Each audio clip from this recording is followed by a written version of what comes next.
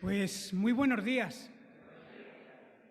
Es un gozo estar aquí y ver las bendiciones del Señor que derrama sobre su iglesia y que a pesar de la pandemia no se han evaporado esas bendiciones, sino que se han concentrado. Así que las estamos disfrutando a partir de ahora. ¿Cómo se come una hormiga a un elefante?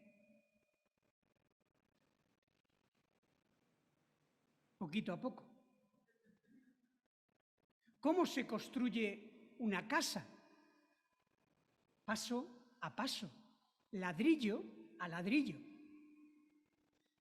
¿Cómo se escribe una biografía? Pues página a página y día a día. ¿Y cómo se edifica una familia fuerte, sana y equilibrada? Hoy hablamos de las relaciones saludables, no perfectas, sino saludables entre padres e hijos. El tema de la familia en el área de la educación de los hijos, que también aparece en la palabra de Dios, como hemos leído en Efesios capítulo 6, esos versículos que van del 1 al 4. Y aunque el apóstol no se extiende con amplitud y detalle, pero sí nos da algunas claves fundamentales que tienen que tener o que tenemos que tener presente en la relación entre padres e hijos y para que esa relación funcione. Nos dice tres cosas: obediencia, respeto y responsabilidad. Pablo va a lo esencial y nos recuerda que el orden y la autoridad debe regir en todas las relaciones, en la sociedad, en la iglesia y en la familia. Lo singular, lo diferente de este texto sagrado en relación a otros textos de la época, de la antigüedad, es el carácter recíproco de la instrucción. Pablo no solo subraya la responsabilidad de las madres y de los hijos, también subraya la responsabilidad de los maridos. Capítulo 5, los versículos que van del 25 al 33, es decir, los versículos que preceden al que hemos leído. También de los padres, versículos 1 al 4. Y también de los amos, versículos 5 al 6 o al 9 del capítulo 6. Y en esto, la palabra de Dios es única, porque era habitual en aquel entonces echar toda la culpa, toda la responsabilidad de las desavenencias familiares, ¿a quién? A las madres y a los hijos, a las esposas, a los esclavos, porque los maridos, los padres y los amos eran como dioses, su palabra era ley. Y dentro de la familia su comportamiento nunca era cuestionado. Ellos solo tenían que mandar, tenían todos los privilegios y muy pocas o ninguna responsabilidad. Pero no es así en la Escritura. Y aquí ya el apóstol Pablo empieza a sembrar esas semillas que han dado lugar a la sociedad que tenemos hoy, a esa cultura cristiana que como Europa tenemos. Pablo amonesta a los maridos con la misma seriedad que a las esposas y a los padres con la misma contundencia con la que amonesta a los hijos. Y ojo, a los amos como a los siervos. Y esto es revolucionario. Derechos, aquí vemos, de la mujer, derechos del esclavo y derechos del niño. Porque cuando Pablo escribe esta palabra inspirada por el Señor, estamos hablando del siglo I. Y era una carga que se llevaba cuando uno tenía un hijo y a veces se trataba con toda crueldad a los niños. Los niños sanos eran una carga y se les trataba con mucho rigor y dureza. Imaginaros cómo se trataba a los que sufrían alguna dificultad o deficiencia. Por eso el enfoque cristiano es nuevo, es distinto y es único. Fijaos que la palabra aquí habla a los padres, versículo 1, y habla en plural. Hijos, obedeced en el Señor a vuestros padres, a padre y madre. Esto incluye a ambos. Y esto nos recuerda que la paternidad es una responsabilidad de ambos cónyuges. No es responsabilidad principal simplemente de Sonia o de Stephanie. No, es una responsabilidad de ambos cónyuges. No es responsabilidad principal de la madre. No, incluye a ambos y Dios lo diseñó así. Y la psicología ha venido para confirmar lo que la Biblia dice. La dimensión entre lo masculino y lo femenino es muy importante y cada miembro de la pareja debe hacer contribuciones como padre y como madre, ser modelo y ser ejemplo de nuestros hijos. Pero vayamos a lo primero. A los hijos esencialmente se les pide obediencia. ¿Lo habéis oído bien, hijos? Y todos somos hijos. Obedeced. Este principio básico es permanente y se nos dan 3 razones. La primera es que los hijos deben obedecer porque es ley natural. Dice el apóstol, porque esto es justo. Versículo 1. Los hijos suceden a los padres, no preceden a los padres. Por lo tanto, este orden implica que los hijos se deben a los padres. En este sentido es muy sencillo y muy lógico entender este principio, pero qué difícil vivirlo en nuestros días, ¿no? Si miramos a nuestro alrededor, qué complicado se hace obedecer la autoridad en general y de los padres en particular.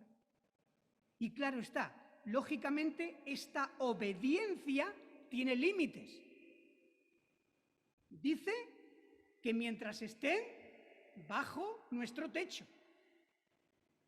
Y también dice que tenemos que obedecer en el Señor. Es decir, si nuestros padres nos piden cosas que están en contra de la palabra de Dios, ahí tenemos un problema.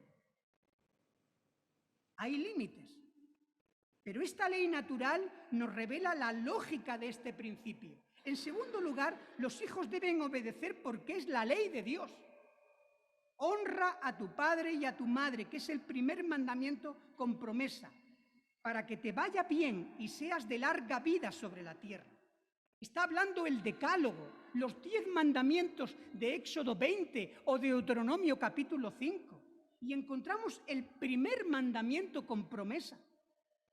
En el Antiguo Testamento se relacionaba con la tierra física. Pero aquí el apóstol la relaciona con esta tierra. Y nos dice que es una promesa de vida larga, extensa y abundante si realmente la practicamos. Cuando honramos a nuestros padres, y esto es responsabilidad de todos, honrar y respetar, todos mientras vivan, el cuidado de ellos es la mejor inversión que podemos hacer a nuestra propia vida, si queremos una vida plena y próspera. Y en tercer lugar, los hijos deben obedecer porque lo enseña el Evangelio. Dice, obedeced en el Señor a vuestros padres. En Cristo hemos conocido a Cristo gracias al Evangelio y vivimos bajo el señorío de Cristo. La palabra de Dios pide a los hijos que obedezcan, que respeten y honren a los padres. Y detrás de esta enseñanza encontramos esa idea de autoridad, de orden, que es vital para la vida de los cristianos. El pecado humano surgió. ¿Y sabéis por qué surgió? Porque hubo un conflicto de autoridad. No se quiso obedecer al Creador, al Padre de las luces. El pecado humano surgió por este conflicto de autoridad y es por esto que esta cuestión es importante y nos conduce al trasfondo de las relaciones familiares. Una actitud errónea ante el principio de autoridad tiene consecuencias muy negativas en el plano personal, en el plano familiar y en el plano social. Y simplemente tenemos que abrir los ojos, mirar a nuestro alrededor para darnos cuenta de lo que estamos diciendo. Esto que a veces vemos, incluso que algunos padres se tienen que ver en la tesitura, terrible, terrible tesitura, de tener que denunciar a sus propios hijos por maltrato. Dicha realidad la observamos a diario y no tenemos que irnos muy lejos tampoco. Porque cuando los hijos no obedecen en el hogar, tampoco lo harán fuera del hogar. Y a todos nos toca cumplir con nuestra función cuando somos hijos y cuando somos padres. Y esta función consiste básicamente en obedecer por estas tres razones que menciona aquí la palabra de Dios, que menciona el apóstol Pablo. Por la ley natural, por la ley de Dios y por la ley del Evangelio. El Señor Jesús es por excelencia nuestro modelo, ¿verdad? Nuestro modelo a seguir. Y en el texto de Lucas, capítulo 2, versículo 51, cuando hay aquel incidente en el templo y José y María, al final, sus hijos no ven a Jesús, se ha perdido y está allí hablando, recordáis, con aquellos sacerdotes, con aquellas personas que estaban en preeminencia, dice que el texto que Jesús estaba sujeto a sus padres. Los hijos y los padres creyentes deben tomar buena nota de ello. Y quiero insistir en nuestros días, porque me da igual lo que pase en la sociedad. Nosotros somos una nueva sociedad. La sociedad formada por Cristo Jesús. Primero, a los hijos se les pide obediencia. En segundo lugar, a los padres se les pide dos cosas: respeto y responsabilidad. Y vosotros, padres, versículo 4, no provoquéis a ira a vuestros hijos, sino criadlos en disciplina y amonestación del Señor. Los padres deben dar a sus hijos un trato correcto, un trato respetuoso. No somos dictadores y no debemos provocar la ira de nuestros hijos. Los hijos son responsables de su ira, pero los padres la podemos provocar. Porque sabemos tocar aquellas zonas de nuestros hijos que sabemos que saltan. Los padres cristianos tenemos sentimientos de culpa, porque queremos hacerlo bien, pero reconocemos que no damos la talla, que nos falta mucha madurez, mucha constancia, nos falta paciencia, nos falta sabiduría. Y una actitud de rigor y dureza les va a provocar a ira a ellos. Y por eso la palabra nos avisa y nos dice: no provoquéis a ira a vuestros hijos. El cansancio, el estrés, la falta de tiempo nos pierde. Somos exigentes muchos padres, perfeccionistas, inflexibles. Y podemos desarrollar sentimientos de culpa, sobre todo cuando vemos que nuestros hijos han crecido, que se han desarrollado, pero no están siguiendo lo que para nosotros es lo más importante. Pero no olvidemos que nadie es perfecto. Tenemos que descansar en el Señor. Nabor, Sonia, Fernando, Stephanie, que me está escuchando desde la guardería. Tenemos que esforzarnos en la gracia de Dios para que el Señor nos capacite, pero tenemos que descansar en esa gracia. También nuestros hijos son responsables. No podemos cargar las tintas solamente sobre los padres. Y cuando nuestros hijos no siguen los caminos que nosotros entendemos que son los mejores, que no siguen las pautas en la educación, que no siguen las pautas en el lugar donde vivir, yo qué sé, en diferentes cosas, tenemos que entender que ellos toman sus decisiones y sus caminos. Tenemos que tratar a nuestros hijos con respeto, con el respeto que toda persona se merece. Hay una parábola preciosa de un hijo rebelde, la parábola más conocida quizás de la Biblia, la parábola del hijo pródigo. Y ahí vemos que Jesús nos habla de cómo tratar a un hijo rebelde, a un hijo que no quiere estar en la casa, que quiere irse, que no quiere tener relación con ese padre bueno, que lo único que quiere de él es el dinero, que rechaza al padre. Y el padre le respeta, le deja salir. Y este hijo, lejos del padre, se estropea y se deteriora. Y es cuando toca fondo, cuando se acuerda de la casa de su padre y cuando realmente se acuerda de todos los privilegios que ha perdido y quiere volver, que el padre está allí para recibirlo. Y vuelve muy consciente de que realmente se ha equivocado y que quiere pedir perdón. Y ahí está el padre esperando día tras día a que el hijo regrese. Y cuando lo ve, no duda, se le echa encima, sale corriendo y ya sabéis, y hace una fiesta por todo lo alto. El respeto a nuestros hijos es muy importante. Un respeto que cuando no lo sienten puede llegar a que nuestros hijos rechacen al mismo Dios, al mismo Padre Celestial. Con todas las consecuencias que sabemos que esto tiene. Nuestros hijos son responsables, toman decisiones y tienen que asumir las consecuencias de esas decisiones y nosotros tenemos que respetarlas.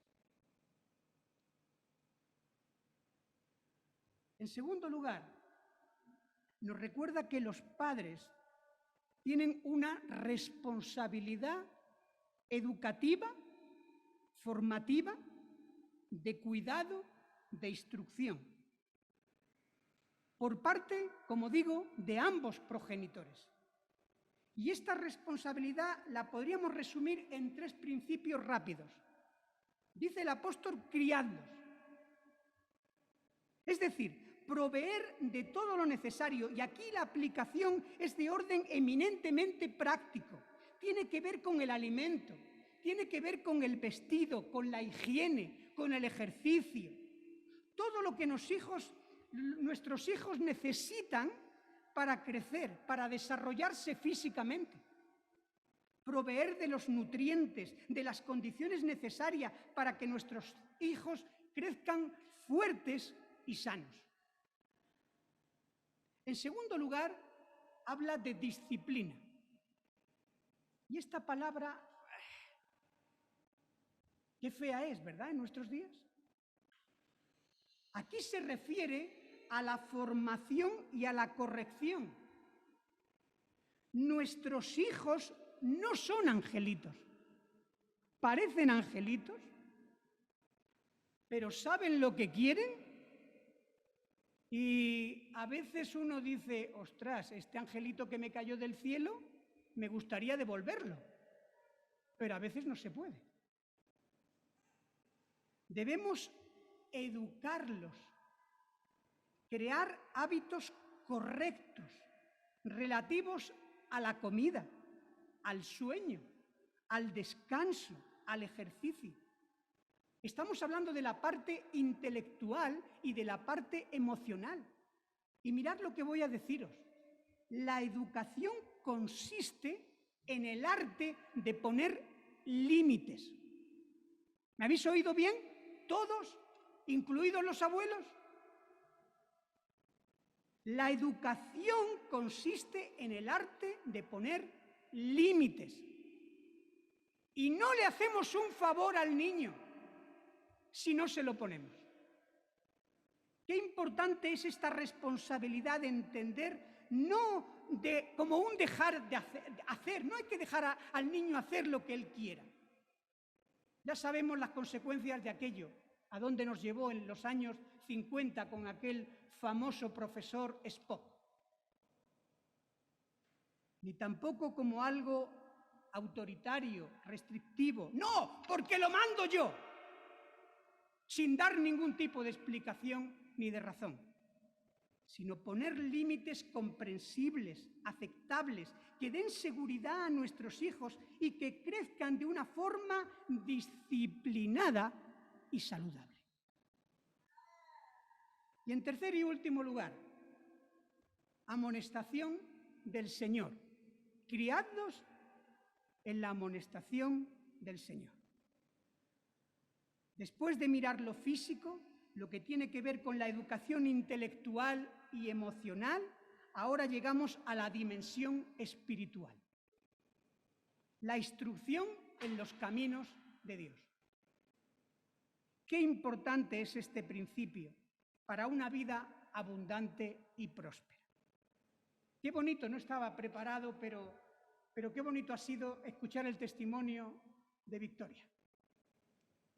Ella lo iba a hacer dentro de 2 semanas, pero como se va a Barcelona a estudiar medicina, pronto, si Dios quiere... Ah, bueno, vale. Parecido, pero está en la línea.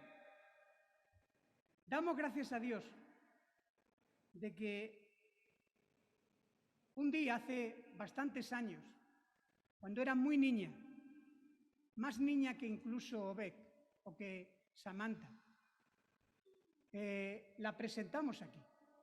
Y todavía recuerdo cuando fuimos al hospital, estaba allí Robin, llegamos, estaba recién nacida y le preguntamos, Robin, ¿cómo se va a llamar la niña? Y me dijo, pastor, se va a llamar Victoria, por la victoria de nuestro Señor Jesucristo. Amén. Y estoy seguro que cuántas veces Robin, Nayibe, habéis estado orando por vuestras hijas, por Victoria, como lo van a hacer estos padres, como lo hemos hecho todos los padres. Porque esta instrucción en los caminos del Señor, para los que somos creyentes, sabemos que es la mejor herencia que podemos darle, el mejor legado. Qué importante es esto. Ocuparnos de nuestros hijos que crezcan, pero que también crezcan espiritualmente. La vida piadosa de los padres es vital. Su cercanía a la palabra, a la oración, a la vida de la iglesia. Si queréis que vuestros hijos un día sigan en los caminos del Señor, no dejéis de vivir en medio de la iglesia de Jesucristo. Porque fuera de la iglesia, ya sabéis, lo único que encontramos es a alguien que solamente puede devorarnos. Solo cuando estamos juntos, cuando la iglesia realmente respira, cuando vivimos, cuando crecemos entre mayores, entre pequeños, entre personas que están solteras, otras que están casadas, es cuando vivimos esta relación.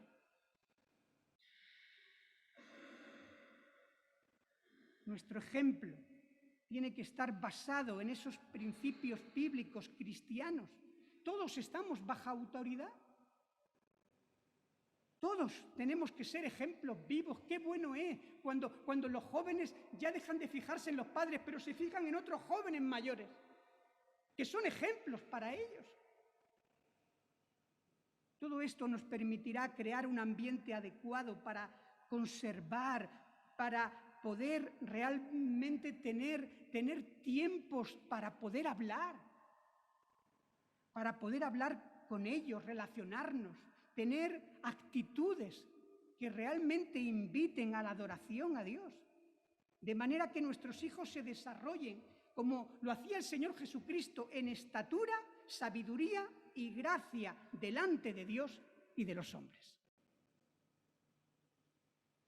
Así lo hizo nuestro modelo, el Señor Jesús, y así estamos llamados a hacerlo con cada uno de nuestros hijos. Esto es lo que nos enseña el apóstol.